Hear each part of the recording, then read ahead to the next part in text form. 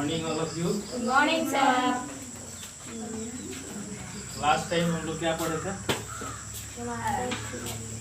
समांतर श्रेणी, AP.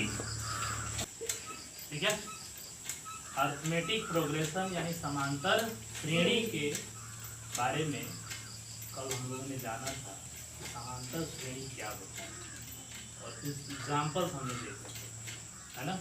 Examples में हमने क्या देखे थे? प्राकृतिक संख्याओं का श्रेणी, सम संख्या, विषम संख्या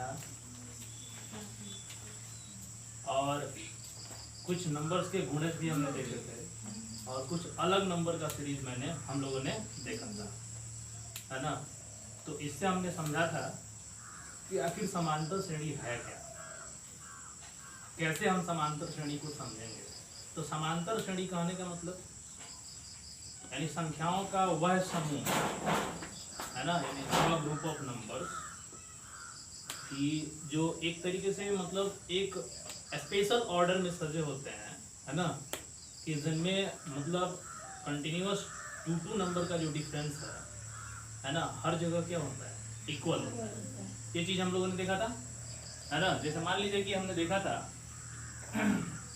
कि यदि कोई एक हमको समांतर श्रेणी बनाना है ना, समांतर श्रेणी क्या करना है, बनाना है। यदि एक पहला संख्या यदि हमको मालूम है और 5 से हमको एक समांतर श्रेणी बना देना है, तो हमको क्या करना है कि एक ऐसा कांस्टेंट नंबर जो कंटिन्यूअसली हम उसमें ऐड करते चले जाएंगे।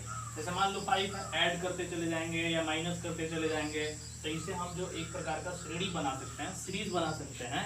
और वो जो सीरीज हमको मिलेगा वो कौन सा सीरीज होगा, है ना, समांतर श्रेणी है या अरिथमेटिक प्रोग्रेशन। देखिए जैसे 5 है तो 5 में, है ना, यदि हम सपोज दैट 4 ऐड कर दें, है ना, 4 ऐड कर दें और फिर से यदि हम फिर से इस नंबर में यदि हम 4 ऐड कर दें तो हम क्या देख रहे हैं, देखो ऐड करते जा रहे हैं, कंटिन्यूअसली हम इसमें 4 ऐड करते जा रहे हैं।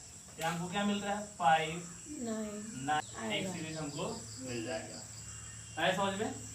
तो यहाँ पर हम क्या देख रहे हैं, ये 4 जो है ना, ये हम कंटिन्यूअसली ऐड करते जा रहे हैं, कंटिन्यूअसली ऐड करते जा रहे हैं। और वो 4 यहाँ से हम देखें तो इन दोनों के देखो कंटिन्यूअस 2 नंबर्स के बीच का डिफरेंस हर जगह क्या है, इक्वल है। और वो कितने के बराबर है, 4 के बराबर है।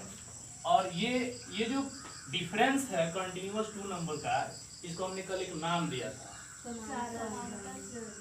इस अंतर का क्या नाम दिया था, सार्व अंतर हम लोगों ने नाम दिया था।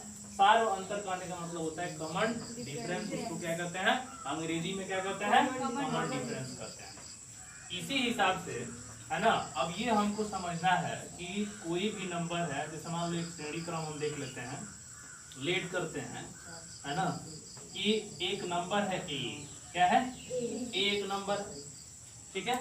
यदि हम उसमें एक इसका जो है एक हमको श्रेणी बनाना है, समांतर श्रेणी बनाना है ना, तो एक कांस्टेंट नंबर जो है इसमें हम ऐड करते चले जाते हैं। मान लो डी हमने ऐड कर दिया, ए प्लस डी, फिर अगले में हमने डी ऐड कर दिया तो कितना बनेगा, ए प्लस 2d, फिर अगले में हम ऐड करेंगे तो कितना बनेगा, ए प्लस 3d, ऐसा समझ में।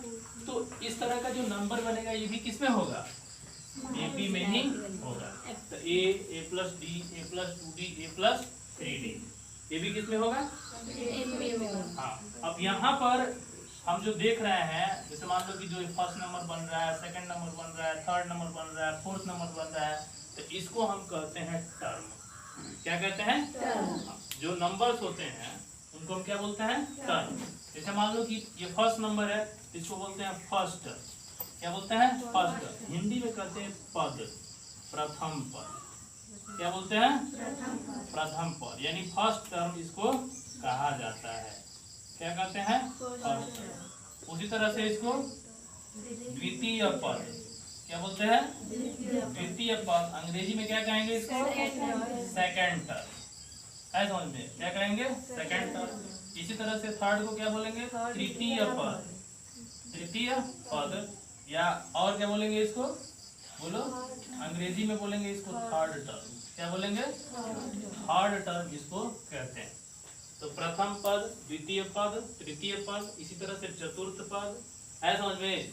लास्ट में यदि यदि लास्ट का जो नंबर आएगा तो उसको हम कहते हैं, क्या कहते हैं? अंतिम पद। क्या क्या बोलते हैं उसको? अंतिम पद बोलते हैं। इसको हम क्या बोलते हैं? अंतिम पद। अंग्रेजी में इसको बोला जाता है लास्ट टर्म। ये आपको समझना है, first term, second term, third term और लास्ट टर्म। आया समझ में? तो ये समांतर श्रेणी में जो संख्याएं होती हैं उनको हम पद से या टर्म से परिभाषित करते हैं। किसे परिभाषित करते हैं? पद या टर्म से। First term, second term, third term, इस तरह से। आया समझ में? अब चलो एक और एग्जांपल लेते हैं कि माना कोई समांतर श्रेणी है जिसका प्रथम पद A1 है। क्या है? A1 है। द्वितीय पद क्या है? A2 है। तृतीय पद क्या है? A3 है ना। चतुर्थ पद क्या है? A4 है। इस तरह से A5 है और लास्ट जो टर्म है वो मान लेते हैं क्या है? AN है। क्या है? AN। ध्यान देना है यहाँ पे, ये प्रथम पद, द्वितीय पद, तृतीय पद, फोर्थ पद, पंच, है ना। और ये कितना हो जाएगा? तृतीय और चतुर्थ पद, और ये है ना कितना हो जाएगा? पंच पद। है समझ में? इस हिसाब से ये कहाँ चला जाएगा? लास्ट, यानी अंतिम पद तक चला जाएगा। एन कहने का मतलब क्या है? एन मतलब इनफाइनाइट। है समझ में? एन मतलब अनंत तक। अनंत तक इस तरह से हम श्रेणी को क्या कर सकते हैं? बना सकते हैं। तो कहते हैं कि यह जो श्रेणी है ना, यह जो है समांतर श्रेणी है। कौन सा श्रेणी है? समांतर श्रेणी है। तो समांतर श्रेणी है तो इस बात को हम कैसे पता लगाएंगे कि यह समांतर श्रेणी है? आया समझ में? जैसे मान लो कि ये श्रेणी आपको दिया गया ना, तो आप इस चीज को कैसे पता लगाएंगे कि यह समांतर श्रेणी है? आया समझ में? यानी यह किसमें है? एपी में है। किसमें है? एपी में है। तो आप किस हिसाब से इसको पता लगाएंगे कि आप एपी में है? तो एपी में चेक करने के लिए हम क्या देखते हैं? कंटिन्यूअस टू टर्म का जो है डिफरेंस देखते हैं। हर जगह वो क्या होना चाहिए? बराबर होना चाहिए। जैसे मान लो कि यहाँ पर ये फर्स्ट टर्म क्या है? A1, सेकेंड टर्म क्या है? A2। तो कहने का मतलब A2 minus A1, A2 minus A1 ये बराबर होना चाहिए। बोलो, A3 में से A2 माइनस करेंगे, इसके बराबर होना चाहिए ना। A3 minus A2। फिर इसके बराबर यदि देखें तो अगला A4 माइनस A3। इसी हिसाब से यदि हम देखते चले जाएं तो ये क्या होगा? A5 माइनस A4 होगा इक्वल डैश डैश। यदि हम करते चले जाएं तो ये देखो, ये लास्ट टर्म है ना, AN। क्या है ये? AN। AN में से इसके पहले वाला यानी N से पहले यानी N में से एक हटा देंगे ना, इसके क्या होगा? ये बराबर होगा। आया समझ में? तो कहने का मतलब क्या है कि हर टू कंटिन्यूअस नंबर का डिफरेंस जो है क्या होना चाहिए? बराबर होना चाहिए। है समझ में? बराबर होना चाहिए। और यही जो है बराबर, यही D के बराबर होता है। सब D के बराबर होना चाहिए। है समझ में? और इस D को हम क्या बोलते हैं? सार्व अंतर बोलते हैं या कॉमन डिफरेंस इसको अंग्रेजी में कहा जाता है। क्या कहा जाता है? कॉमन डिफरेंस इसको अंग्रेजी में कहा जाता है। सार्व अंतर इसको अंग्रेजी में कहते हैं।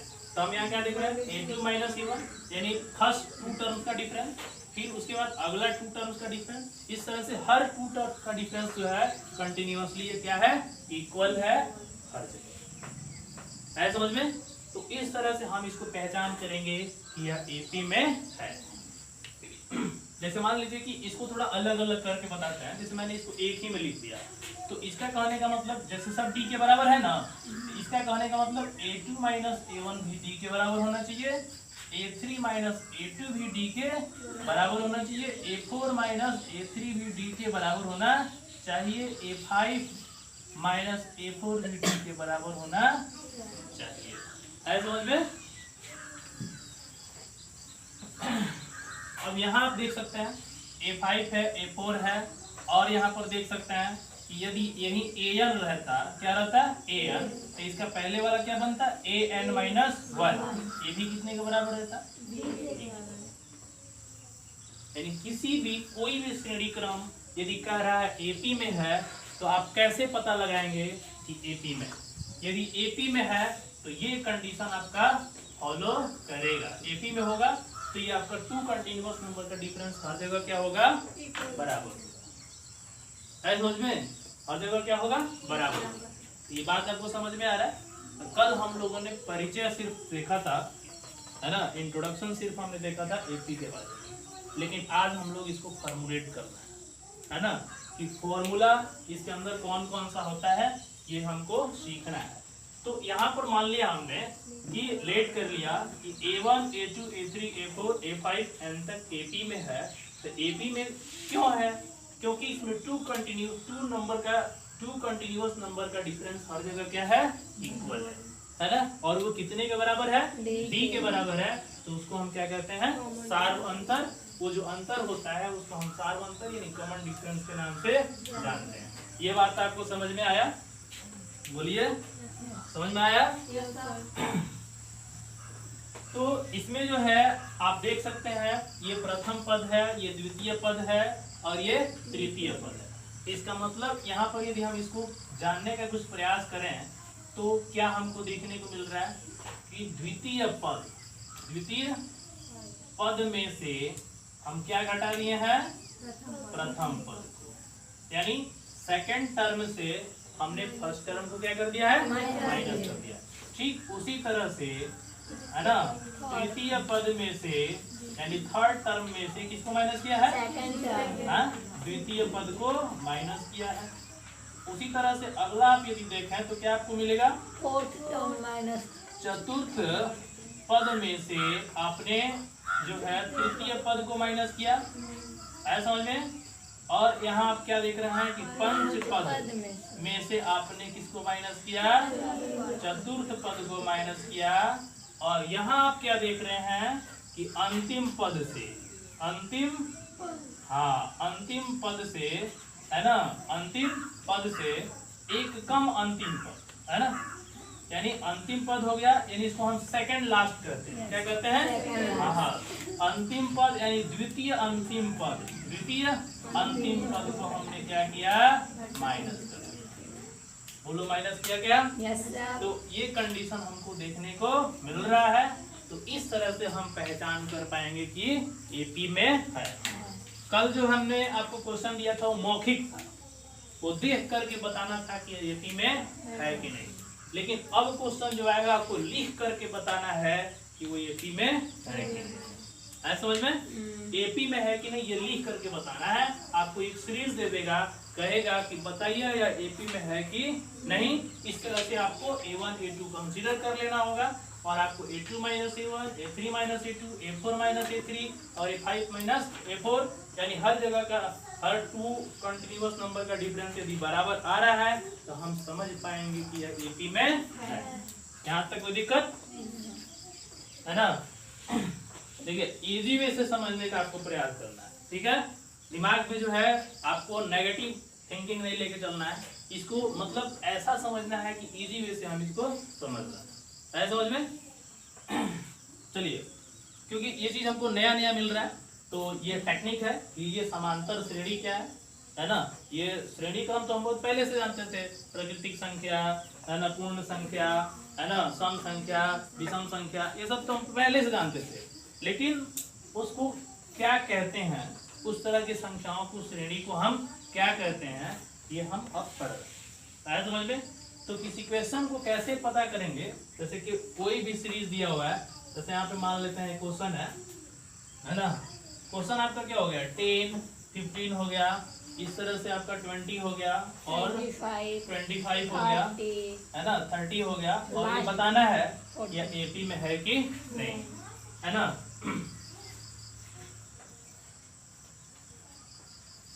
यानी आपको एपी की जांच करना है ना, एपी की क्या करना है, जांच करना है कि यह जो है समांतर श्रेणी में है कि नहीं।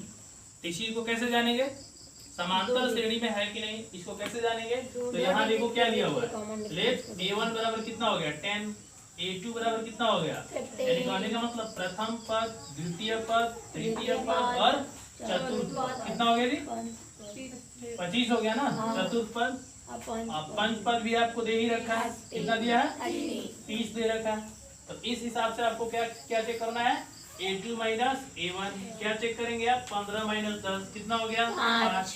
उसी तरह से A3 माइनस A2 चेक कीजिए, 20 माइनस 15 कितना होगा 5। इसी तरह से A4 माइनस A3 चेक कीजिए, 25 माइनस 20 कितना मिलेगा 5। इसी तरह से A5 माइनस A4 चेक कीजिए, कितना मिलेगा 30 माइनस 25। क्या आपको दिख रहा है, यानी आपको D का जो वैल्यू है आपको कितना मिल रहा है, यानी सार व अंतर हर जगह क्या है, बराबर है।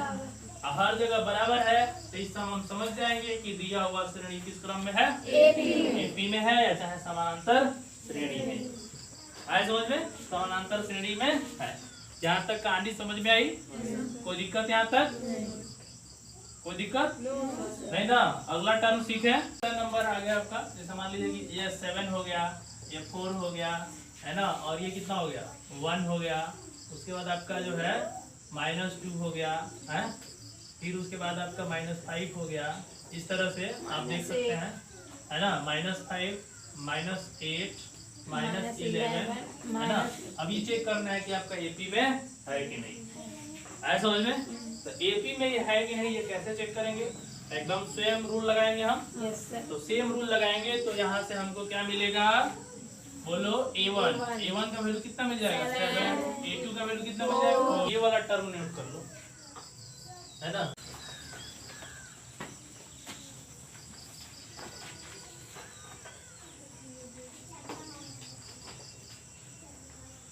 ये एग्जांपल भी नोट कर सकते हैं।